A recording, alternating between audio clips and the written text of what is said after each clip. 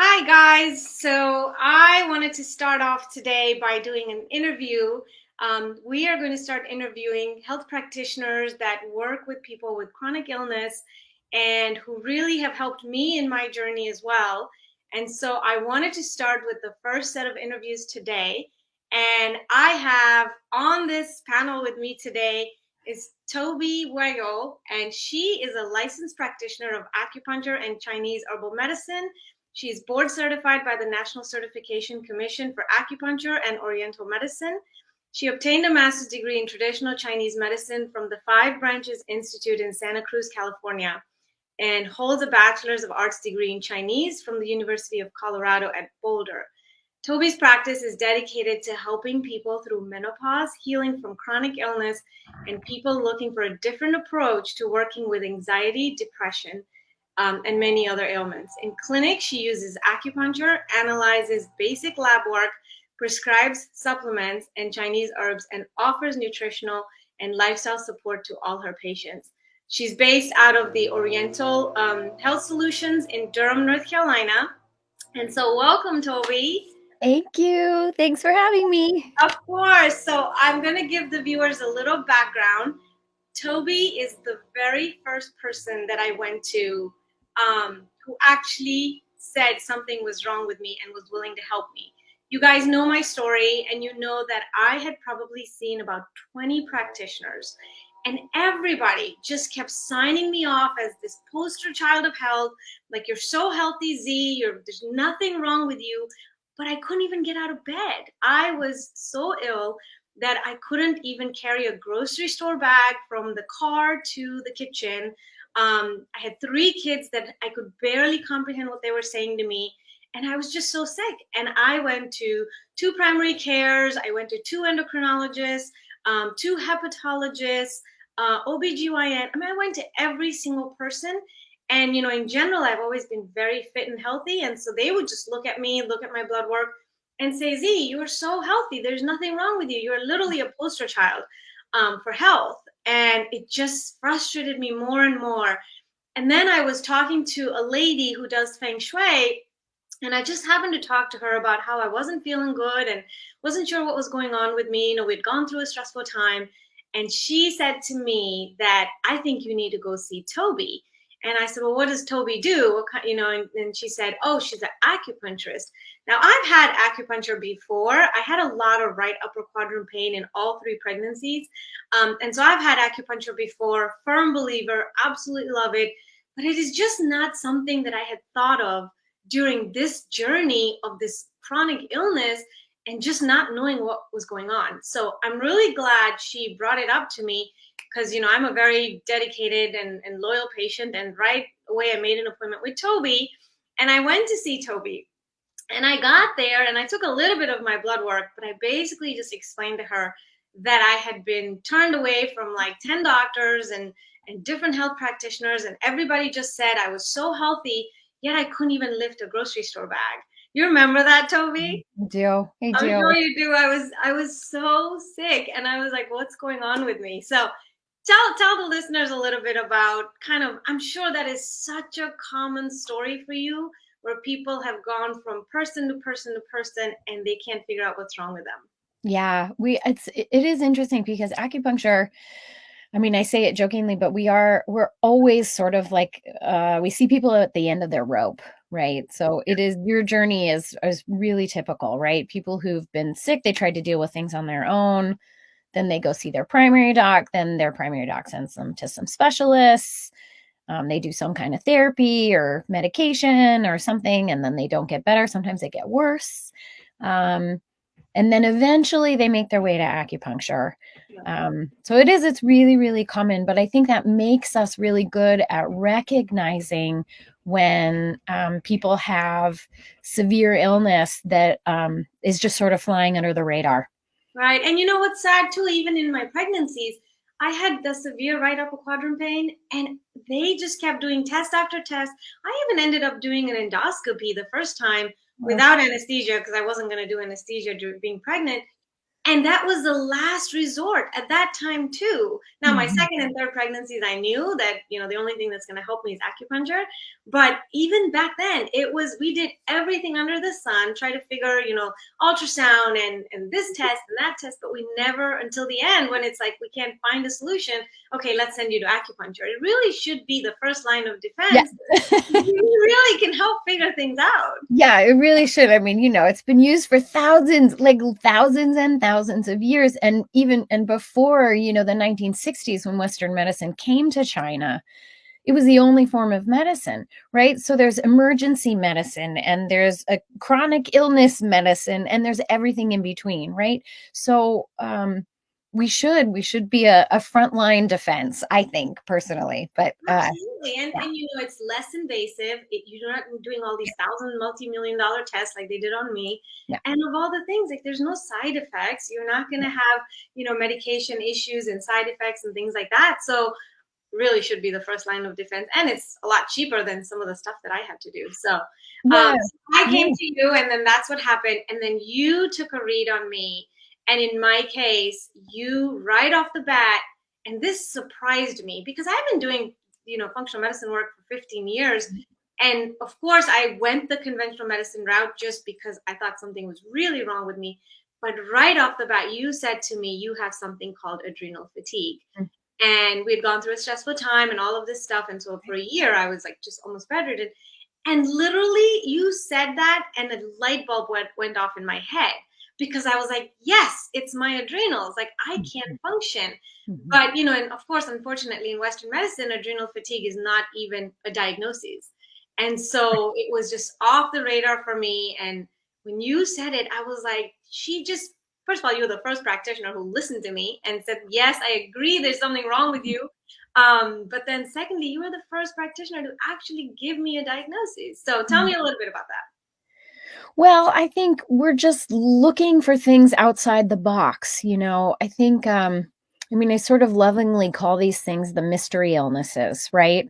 So patients who have adrenal fatigue, patients who have a history of trauma, patients who have infections, right? Chronic infections, Epstein-Barr, Lyme, toxic mold exposure, all of those things, they fly under the radar. And, Western medicine, even if it picks it up, it doesn't necessarily have all the tools to deal with it. And because of the way that Chinese medicine looks at the body, um, because of the way that we view physiology, which is quite different than Western physiology in a lot of ways. It's similar, of course, we all have the same body parts and stuff, but the energetics of our physiology is quite different in Chinese medicine, but it allows us to be able to see things and treat things in a way that maybe Western medicine just doesn't have the tools to do. Absolutely. And after you said that to me, then I ended up getting like a Dutch test and a cortisol awakening response. And it was crazy. I was flatlined. Like my entire numbers were on the x-axis. And still my regular doctors and the endocrinologist was like, no, that there's nothing to do with that, but Right. I was literally flatlined. And so right off the bat, you kind of did acupuncture on me. And I'd love for you to talk a little bit about kind of if you get patients who come in who are very sick, what kind of work you do first. But the other thing that I think really helped me, like I said, I couldn't even carry a grocery store bag into the kitchen. You put me on some Chinese herbs, and that really helped give me a little bit of energy. So I, took that for about 2 weeks, and then I came back to see you. So let's talk about first about the acupuncture and maybe just a kind of a bird's eye view of what you do when patients who are very sick. Right. Well, I think it might be helpful to talk about sort of how Chinese medicine views chronic illness. Okay, and so when somebody is comes into our clinic and they're sick, the first thing we want to look at is what we call the disease trajectory. Okay, so what that means is like when you get exposed to a pathogen. And a pathogen can be anything, right? It can be a bacteria or a virus, like we said, mold, whatever. It can also be anything, anything really that comes from the outside. It can be food poisoning. It can be an abusive relationship. It can be trauma. It can be chronic stress. It can be any combination of those things, right? So when somebody comes in, when somebody is affected by one of those pathogens, we call them, um, the body begins this sort of negotiation process, right? So the body thinks to itself, how much of this do I fight off right now? And how much of this do I store and deal with later? And by storage, I mean, I think we can all kind of agree that we understand the concept of storing something in our bodies, right? And so we literally put things away. And when we are, let me say it this way, that depending on the quality of our resources, it determines our ability to fight that pathogen off. Okay. So, what I mean by that is you are, you're a child, you're in a home with an alcoholic parent, you don't have access to really healthy food, so you have gut issues, right? You're stressed because of your parents, so you have, chronic fear and anxiety. And then you grow up that way. And in your 20s, you get bit by a tick, right? And then you have terrible Lyme disease and it's devastating, right? For the rest of your life or so. So you came into that tick bite under resourced, right? You came into that tick bite with all these traumas, right? Physical, physiological, emotional, that prevent you from being able to deal with a tick bite, right? You don't have the physiological resources, you don't have the emotional resources, maybe even you don't have the financial resources to deal with your with whatever is happening to you. So when Chinese medicine, when you come to an acupuncturist, when you come for Chinese medicine, we're evaluating the quality of those resources, right? Especially the physiological resources, right? There's not much we can do about financial resources, but we can look back through your history and say, okay, like in your case, chronic stress, right? Some kind of exposure to some kind of pathogen, right? And then you crashed, right? And so the goal of the treatment and goal of treatment depends on each person's individual situation, obviously, right? But in your case, the goal of treatment was we gotta strengthen you, right? We gotta replenish your resources so that you can start healing. In the case of somebody with like, I don't know, chronic Lyme, we'll say, right? And they've had it for 15 years, right? Your resources are being, constantly depleted by trying to fight this thing off, right? Just like in terms of the health of your blood, the health of your body fluids, the health of your physical energy, right? Your mental and emotional energy, like right, like you're just like the tank is emptying and emptying and emptying. I think in Chinese medicine, well, let me say it this way: certain modalities will go after will like target the disease, right? They'll be like, oh, you have Lyme, let's prescribe a bunch of antibiotics and let's start doing some chelation for some, heavy metals or whatever that now, and let's kill the candida and stuff like that.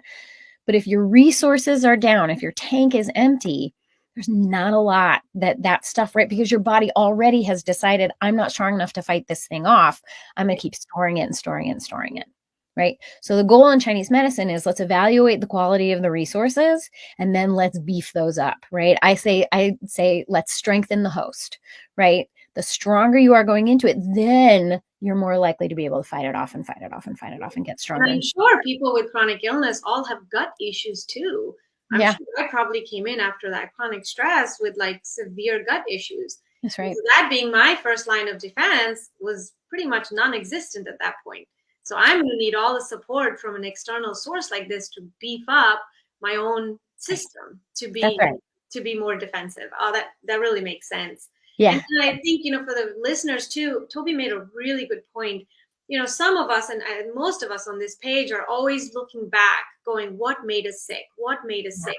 And you'll probably never find the answer to that. And honestly, there's no use in trying to figure out. Obviously, in my case was, some stress, but Toby made a really good point. We were in Costa Rica 2 years prior to that. And I got bit by something on my thigh while horseback riding. And I never figured out if it was a tick or anything, but my thigh got pretty huge. I was sick for 4 days. Like in the resort, they had to put IVs on me, antibiotics, like the whole 9 yards. I was really sick. So I'm sure at that point, my level of defense went down a little bit. And then the stress came. Then I had some exposure to pathogens. I mean, we all have a multitude of issues. And like you said, it's not just that, the straw that killed the camel's back. It's all the weight that has been put on us Mhm. for various things that is affecting our system. And so Yeah. that's great because you're basically getting to the root of it and saying, let's strengthen the host. Absolutely. Yeah. And then, so then talk a little bit about some of the Chinese herbs that you use in this case as well for chronically ill people. So Chinese herbs are really fascinating because, I think when we go, like if you think about going online and you're like, oh, I have, I don't know, I have chronic Epstein-Barr, I have adrenal fatigue. What are some good herbs for that? Right. And then you'll get online and you'll get a list of a handful of herbs that are good for you. Some of them might be Chinese herbs, but most of them usually is typically Western herbs or somewhere else, maybe some Ayurvedic herbs. So the way that Chinese herbs work is that when you meet your Chinese medicine practitioner, we ask you a ton of questions, right? So, and you may remember your first visit, it's like an hour and a half. Yeah. And we want to know everything that happened that's made you come in. And then we want to know everything else, right? We want to know how you're sleeping. We want to know how your digestion is. We want to know what your emotional life is like. We want to know how your heart is. Do we want to know if you have any allergies or chronic cognitive issues, anything, right? We put all of that together, right? It's all happening in the same body, right? We can't exclude one thing, right? Because everything's happening inside this one place. So Chinese medicine then looks at the body almost as if you're looking at like a sick tree, right? Or a sick plant, right? You can't just sort of isolate one leaf and be like, oh, this leaf is dry. Let's treat this leaf, right? We'll give it some water and maybe we'll give it some plant food. And then ooh, these roots over here are dying. So we're just going to cut those roots off, but we'll leave the rest of the tree, right? We can't do that in Chinese where you'd kill a tree. So So in Chinese medicine, we put it all together. Okay, we have roots over here that look like this. We have leaves over here that look like this, right? We have a person who has chronic migraines and then they're not sleeping and then they have diarrhea and then they also have some stress. And we have to put all that together. So then we use Chinese herbs to treat what we call the pattern, right? So the pattern is basically all of those things put together look a certain way in the body. And then each herb that we pull creates a formula, and that formula is specific to the person's picture, right? Because I can have 4 patients with Lyme disease. I can have 4 patients with anything. I have 4 patients with Lyme disease, and each one of them is going to get a different set of Chinese herbs because one of them is freezing cold and has headaches. One of them has a runny nose and has belly aches. You with me? One of them has back pain, right? Like all of these things create a different picture. So we're really looking at the individual. It's not like there's an herb for Lyme or an herb to kill things or an herb for your, there are those things and we may incorporate some of them, but really we're treating the underlying pattern as it presents in you. Wow. And I'll tell you guys, if you go to Toby's practice, which is Oriental Health Solutions, it's like a little like lab in there with like all the coolest Chinese herbs, and everything is so well labeled in little jars. It's actually really fascinating. The first time I went in, again, I had experience with acupuncture, but not with Chinese medicine. And I just was so fascinated in there. So, yeah, so that was really helpful. And I will say this too. So, when I was really sick, I used to come very frequently. Every 2 weeks, I was coming to see you. And within the first 2 weeks, like the first set of the herbs that you gave me and everything worked great.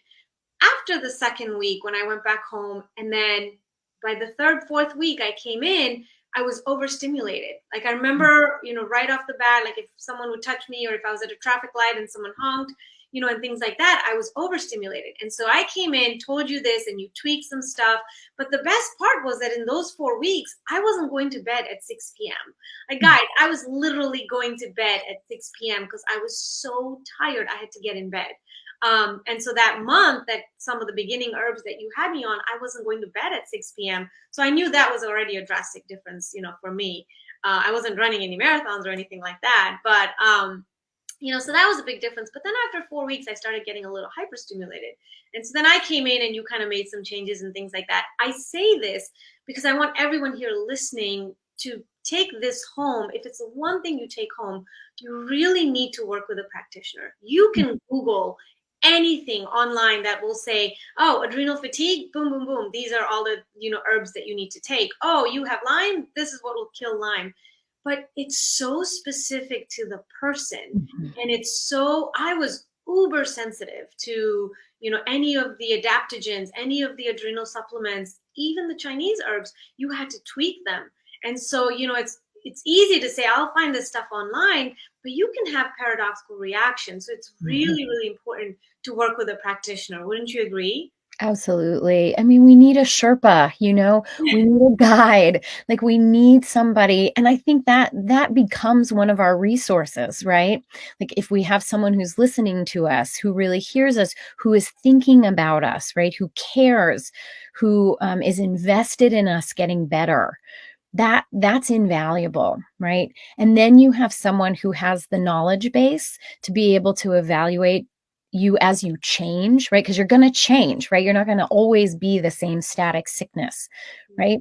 And you need somebody there to help evaluate it and adjust things as you go and adjust things as you go so that you keep going in this upward trajectory. Exactly. And I mean, now I'm 5 plus 6 years, 5 years out of this, 6 years out of this, but I still see you till this day. I will come for a maintenance dose.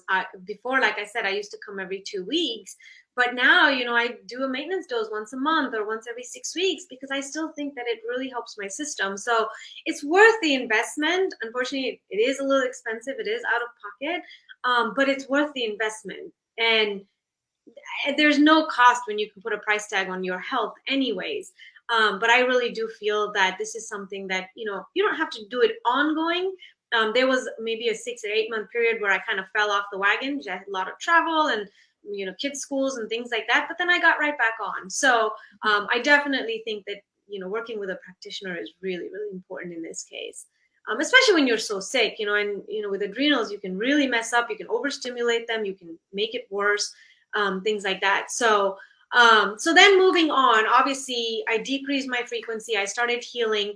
And just for you guys listening too, I then also started working with a functional medicine doctor because I had a lot of my own knowledge, but I felt that someone really else needs to be overseeing me.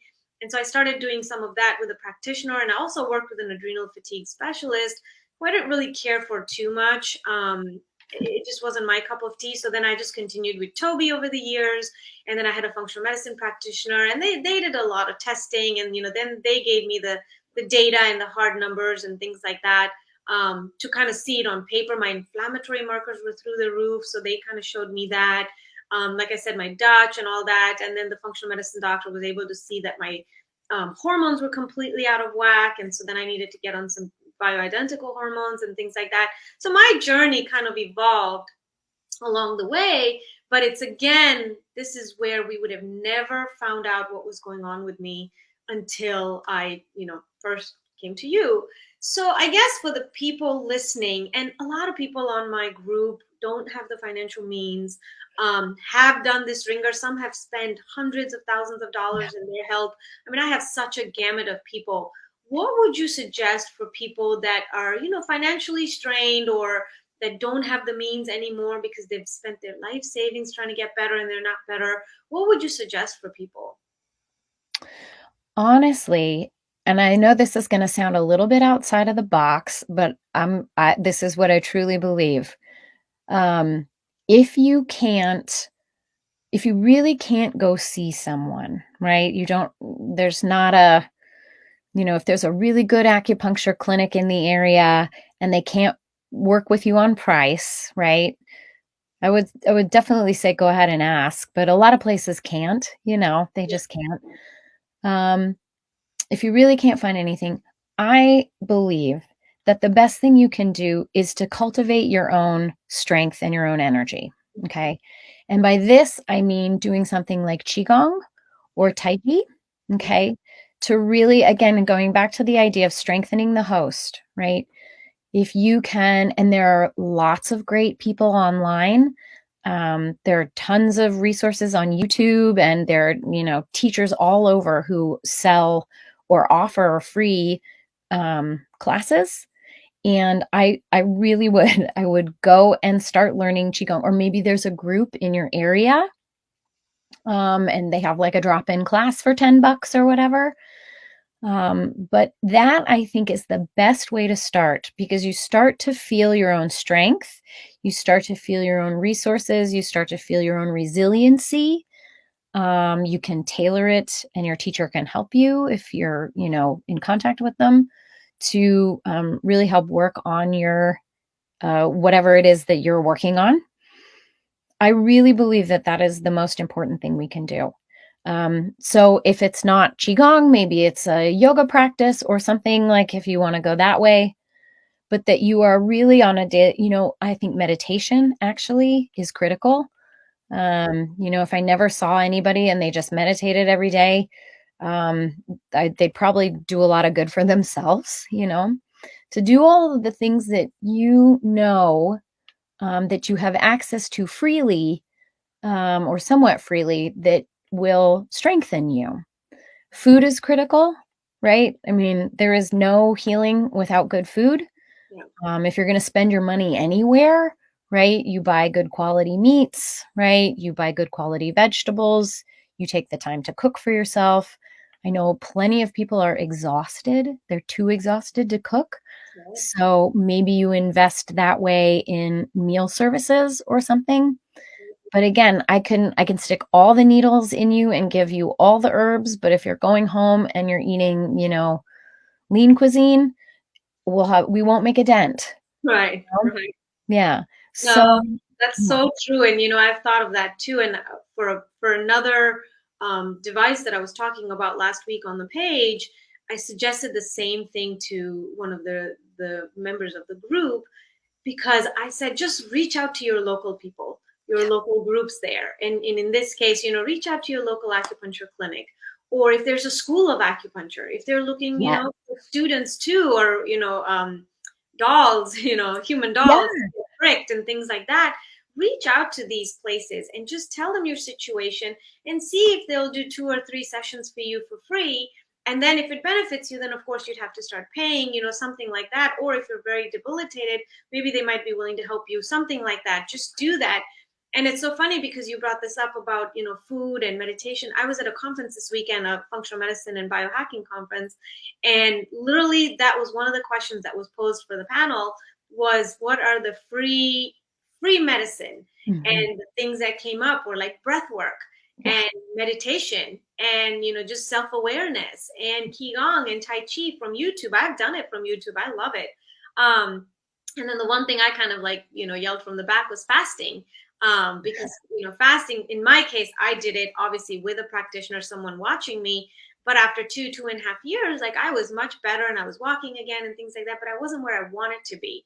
And Mhm. so a dear friend of mine is a DO down in West Palm. And I just said, look, I'm going to come to West Palm, rent a hotel. Will you monitor me? And I ended up doing like a 6, 7 day water only fast. Mhm. And that like took me over the edge, because I just had to get all this stuff over, out of my body and get the inflammatory markers down. And I was a different person when I came back to see you after that fast. And so again, resources, someone has to monitor you. You don't do a water only fast, on your own. Like, you have to be medically supervised or whatever, at least that's what I recommend. But any of these resources are all free, and you can really jumpstart your healing journey this way. I think you brought up a good thing that I do want to remind people about too, or tell people about, that there is such a thing as community acupuncture. We don't do it at our clinic, but there are clinics all over the country, where instead of having like a private room with a massage table, some places have massage tables, but usually it's like little lazy boy chairs, and the practitioner goes around and everyone sits in the community together and they get acupuncture, and the fees are reduced. A lot of times it's sliding scale. A lot of acupuncturists offer a sliding scale in their practice. And there was something else that you brought up that made me think, shoot, about discounted acupuncture. Students, I was talking about schools. Oh yeah, the schools is a great idea. It's a great idea, because all of those students, I mean, that's how I learned to do acupuncture, right? It's like we're in school and the clinics at the schools all have clinics so that the students can practice. And there are varying degrees of payment that so you could see a teacher in front of a classroom, which, even if that sounds embarrassing, I highly recommend, because then you're seeing somebody with like 30 years experience, right? Who's seen it all, or these doctors from China who are really trained in hospitals, right? or you can work with little groups of students who are everyone's supervised by one of these really experienced teachers. It's a fantastic way to get acupuncture. It's really inexpensive. You can request certain practitioners, so you have one student that you work with all the time until they graduate. It's a wonderful idea, actually, Z. I'm really glad you said that. Awesome. Yeah, I actually went to a conference and I met an acupuncturist there, and she said they did community acupuncture, and I was totally surprised. And then she explained it to me, and she said their fees are very nominal because, again, like you said, it's a big room and people are all sitting on these chairs, and then they just go do acupuncture. So I think the resources are out there, and you just have to be willing to be open to trying acupuncture. In this case, like I had the double advantage that you were also Chinese medicine trained and herbs, and things like that. So that was very helpful for me. But a lot of the acupuncturists I knew back then, 10, 15 years ago, they were just acupuncture, which is fine too. You can just start getting help somewhere. Yeah. And especially for chronic illness, when you have knocked on every door and you've really been out there for years and you have no solution, I really think that acupuncture should be the first and maybe the next thing you should be trying, because it's just a variety of conditions, like Toby said, whether you have Lyme, whether you have adrenal fatigue, whether you have cancer, whether you have, chronic inflammatory response syndrome, whatever it is that you have, if you're working on just strengthening the host, strengthening your own body, your own immune system, then that is the foundation to healing from any disease. Mm-hmm. And so I really hope that, you guys, as you know, I like to provide resources. I went to a conference last week, and so every day last week, I just kind of put every modality that I had already done before, but was at the conference, and just educating the people of the group, which is the purpose anyways of this group.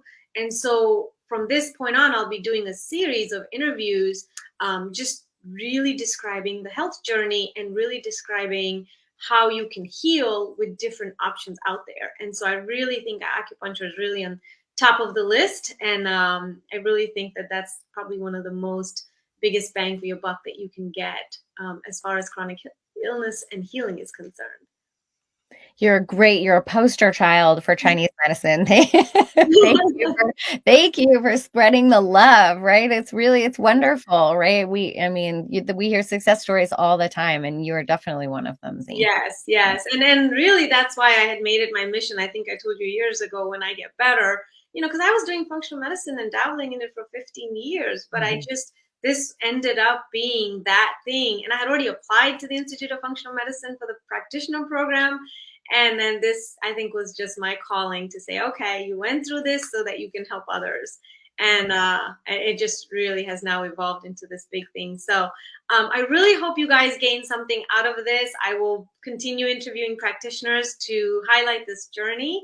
Again, I'll put this in the link below, the interview as well. But Toby is at Oriental Health Solutions. It's in Durham, North Carolina. I know I have quite a few followers from North Carolina. If you're able to come see her, I've referred so many patients to her now. You can come see her, but otherwise just find a practitioner in your area. And hopefully, you guys can continue your healing journey. So Toby, thank you so much for doing this with me today. I was a little nervous to ask you because I wasn't sure if it was going to be, an out there request, but my goal is really to help people on this group. So I couldn't think of a better way. Oh, thanks, Z. This was really fun. Thanks for having me. Thank you. All right. Take care, guys.